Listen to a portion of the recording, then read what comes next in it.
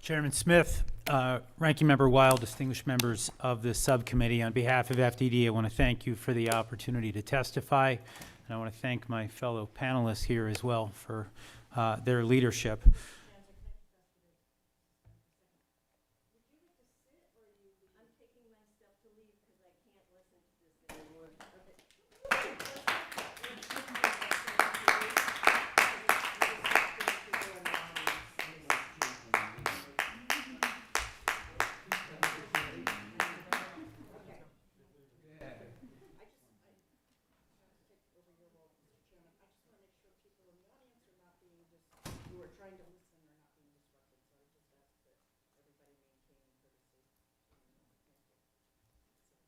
Okay.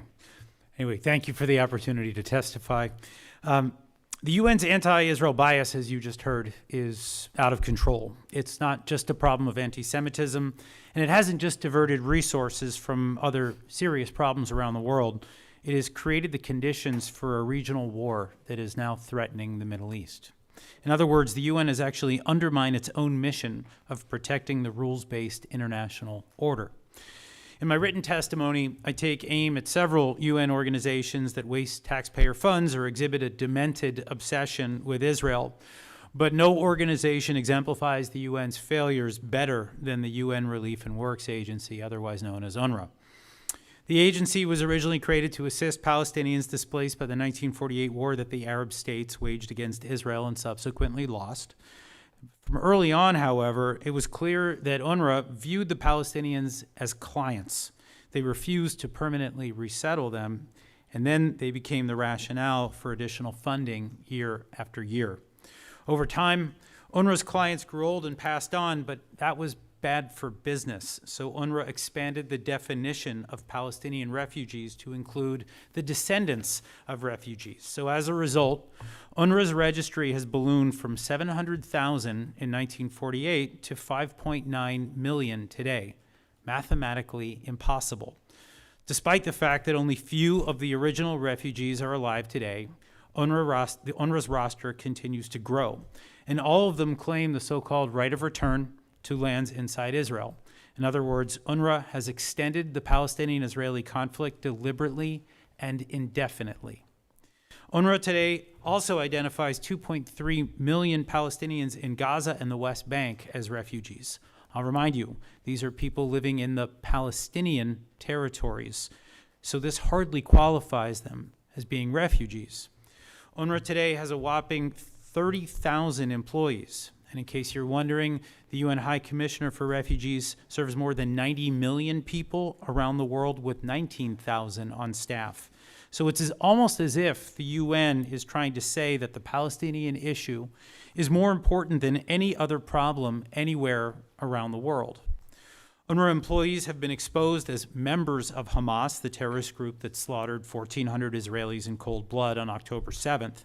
This might explain how UNRWA's educational materials refer to Israel as the enemy, teach math by counting martyred terrorists, and include the phrase jihad as one of the doors to paradise in grammar lessons. Now, of course, there are some that might argue that right now is the wrong time to criticize UNRWA, given that there is an actual refugee crisis that is going on in Gaza right now. So let me be clear. Criticizing UNRWA need not ignore the needs of destitute Palestinians or those in crisis, and it need not ignore the intentions of well-meaning relief workers, some of whom have died during the current Gaza conflict. UNRWA may yet have an important role to play in this crisis, but UNRWA must begin to acknowledge its serious problems, and it must begin to enact meaningful reform. The agency, however, continues to deny its dysfunction. In fact, UNRWA has an office, I believe, right here on K Street that tries to convince legislators such as yourselves that it is doing a great job. If you ask me, this sounds like a lobby. So now what? Congress has some hard work ahead. The first step is to actually apply refugee status to only people who were refugees from 1948 and 1949. This would right-size UNRWA's mission right off the bat. From there, an impartial board of directors must be installed to conduct effective oversight. UNRWA actually doesn't have one. They don't have oversight of themselves. After that, there should be a full screening of UNRWA employees for terrorist affiliations. We know there are many. Then educational material must be scrubbed of anti-Semitism and incitement against Israel. We've heard already that our friends from Impact SC are here, and they've done a great job of exposing a lot of what is in those materials. Finally, there needs to be plans for the phasing out of UNRWA over time. It may not be now, given the crisis that we're watching, but there needs to be a plan for handing off the mission of UNRWA to the UN High Commissioner for Refugees. There should only be one agency that deals with refugees worldwide. The Palestinian one has failed. I should also just note that I think that shutting down that DC office might also be a good idea. Before I conclude, I would like to add a few words about the UN International Forces in Lebanon, otherwise known as UNIFIL. The agency's mandate, as you probably know, is preventing non-state actors from acquiring weapons in Lebanon. Yet it did nothing for 17 years while the Iran-backed Hezbollah amassed an arsenal of some 200,000 rockets, as well as precision-guided munitions, lethal munitions, and drones.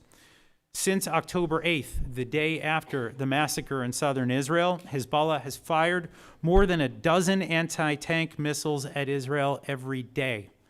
A full-blown war could erupt at any moment. And I think it's fair to ask at this point whether the UN failed or whether it was a partner in the current crisis. Either way, Washington must seriously consider ending UNIFIL's mandate. Something else can be created if a mechanism for dialogue between Israel and the Hezbollah-backed government in Lebanon is needed.